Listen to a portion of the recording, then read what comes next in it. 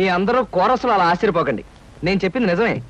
మా బాస్ కోటేశ్వరరావు గారు తన కూతుర్ని నాకిచ్చి పెళ్లి చేయబోతున్నారు. అమ్మాయిని చూడడానికి మనం అందరం అక్కడికి వెళ్ళబోతున్నాం. ఎంత శుభవార్త చెప్పారా!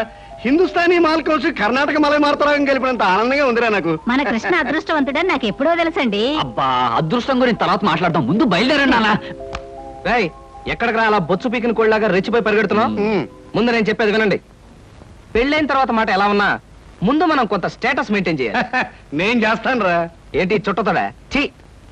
ఆ స్టేటస్ దృష్టిలో పెట్టుకుని మీ అందరికి కొత్త బట్టలు తెచ్చా. నానా, ఈ సిల్క్ బట్టలు నీకు. నేను చెప్పలేదే, వీడికి పితృభక్తి ఎక్కువ. ఒరేయ్, నేను ఈ బట్టలు వేసుకుంటే మంగళంపల్లి బాలమురకృష్ణలా ఉంటాను రా. శభాష్. ఒరే బాబ్జీ, ఈ బట్టలు నీకు. ఆహా, ఈ బట్టలు వేసుకుంటే దొంగ మొగుళ్ళో మా బాస్ చిరంజీవిలా ఉంటాను. ఎలా ఉన్నా అవి ఈ పూట వరకే, ఎందుకంటే అద్దెకి తెచ్చారు. సాయంకాలం అలా క్లబ్ దాకా వెళ్ళడానికి నాకు ఛాన్స్ ఎవరా? ఎందుకు? వాటిని ప్యాకెట్లో తాకట్టు పెట్టి ఇంటికి పేపర్ అడ్డం పెట్టుకు రావడానికే? అదేం కుదరదు. పితృద్రోహి. సర్లే అమ్మా, ఈ పట్టుచీర మాత్రం నీకు కొని తెచ్చాను. మా నాయనే, నా బంగారు తండ్రివిరా. అబ్బాయి, మన నడిపోమంటావా? అలాగే. కానీ ఒక్క విషయం మాత్రం గుర్తుంచుకోండి, ఖరీదైన బట్టలు వేసుకుని అక్కడ లేకి బుద్ధులు చూపిస్తే మాత్రం ఊరుకునేది లేదు. హాయ్, నాకు ఇష్టమైన లడ్డూలు జిలేబీలు కొన్ని ఇక్కడ తినేసి కొన్ని ఇంటి పట్టుకుపోదాం. అలాగే. అబ్బా, స్టేటస్ స్టేటస్. తిండిలో కూడా స్టేటస్ ఏమిట్రా అబ్బాయి? మలైమారుత రాగల్లా ఉన్న మైసూర్ పాకు, కాంబోజి రాగల్లా ఉన్న కారపూస తినకుండా ఇలా ఉండగలనరా? ఏమంటారు బావగారు? నేనే ఉంటాను. ఎవరికి ఇష్టమైన వాళ్ళు తృప్తిగా తినొచ్చు. అంతే. ఈ తినడాలు తాగడాలు దేవుందిలే అన్నయ్య గారు. అమ్మాయిని పిలిపిస్తే.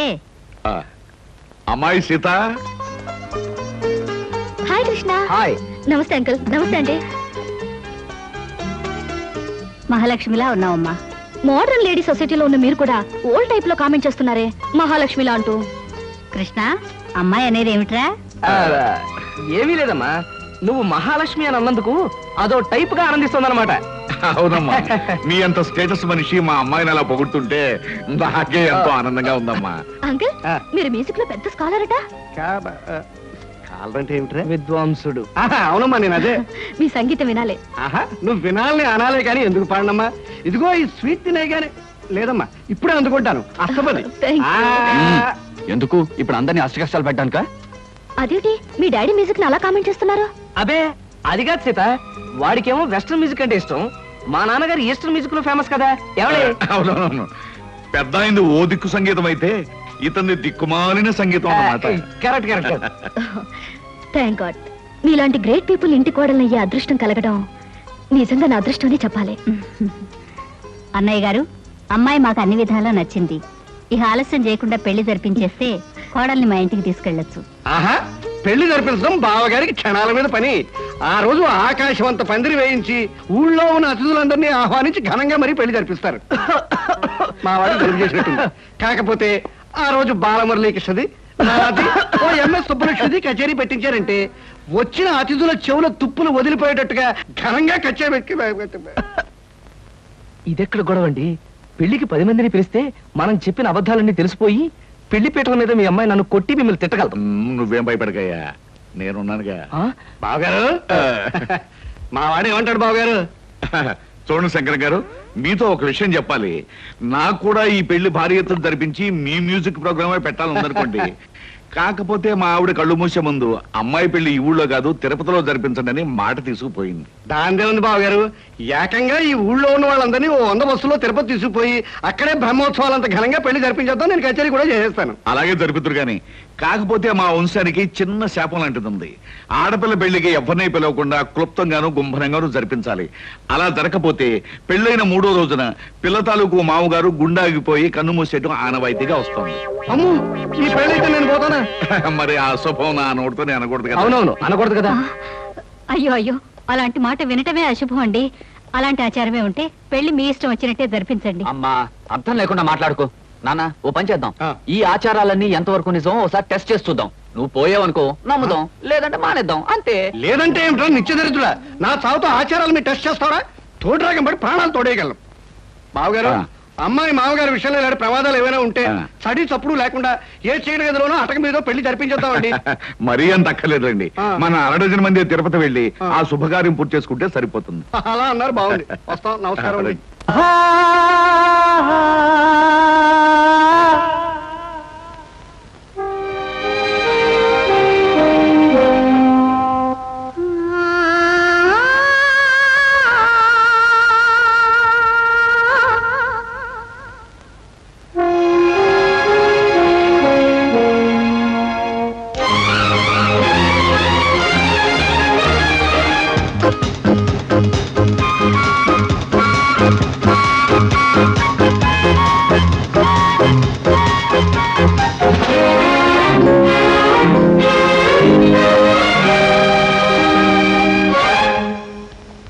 అవునా ఊరించే ఏదో ఊసే విన్న అవునా ఊరంతా కోడి కూసే నిన్న అవునా గారాల కారాగారం చేసే తరుణమే తరుముకొచ్చేనంట పరిణయం తగిన శిక్షేనంట చూడు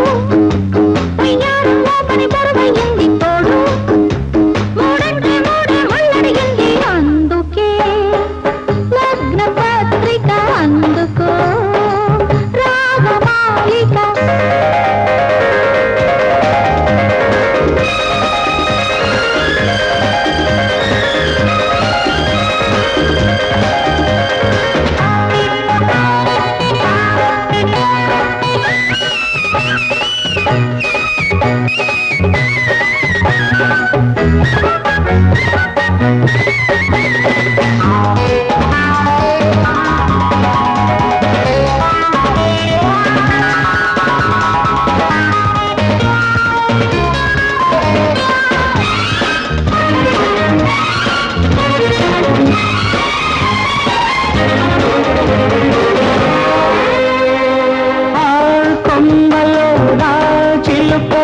చదివే ప్రణయ పంచాంగం ఈ పొదరిళ్ళ ఏకాంతాన కుదిరే మనకు సుముహూర్తం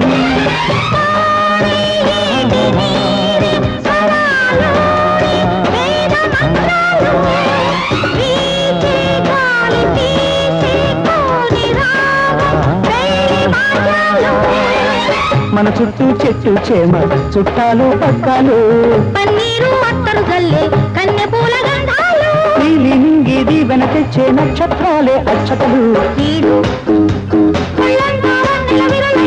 చూడు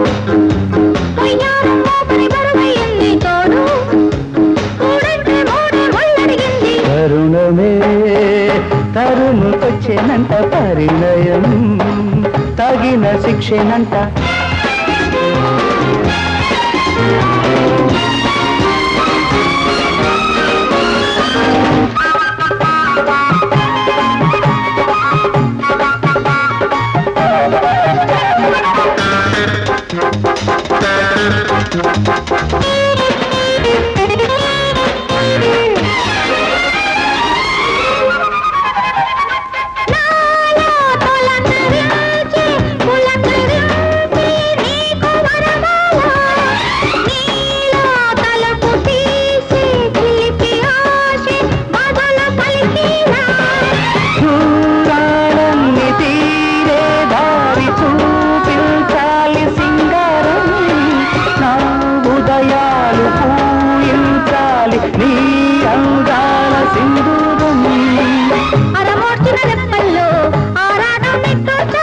ముచ్చమటల ముస్తాబుల్లో తొలి బిడియం చెట్టెక్కాలి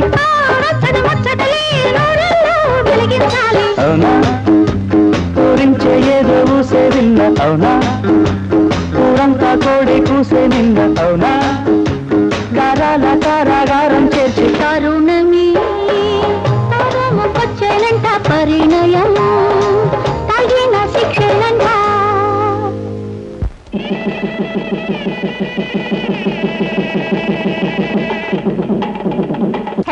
సీత అనుకున్న సాధించావే మమ్మల్ని పెళ్లికి పిలవలేదని మాత్రం కోపంగా ఉంది సారీ ఫ్రెండ్స్ ఆయన రోజుకు 2-3 దేశాలు తిరిగే మనిషి హఠాత్తుగా కొద్దిగా టైం దొరికితే వెంటనే పెళ్లి జరిగిపోవాలన్నారు దాంతో హడావిడిగా జరిగిపోయింది ఏది ఏమైతేనే నువ్వు అనుకున్న సాధించావే దట్ ఈస్ సీత స్వయంవరం పెట్టాను కోటీశ్వరుడి చేత తాళి కట్టించుకున్నాను ది గ్రేట్ అనిపించుకున్నాను ఇలాంటి అందం ఆస్తి అంతస్తు ఇన్ని క్వాలిఫికేషన్స్ ఉన్న అబ్బాయి దొరకడం నిజంగా నీ అదృష్టం you are very very lucky మొత్తం మీరే చేశారు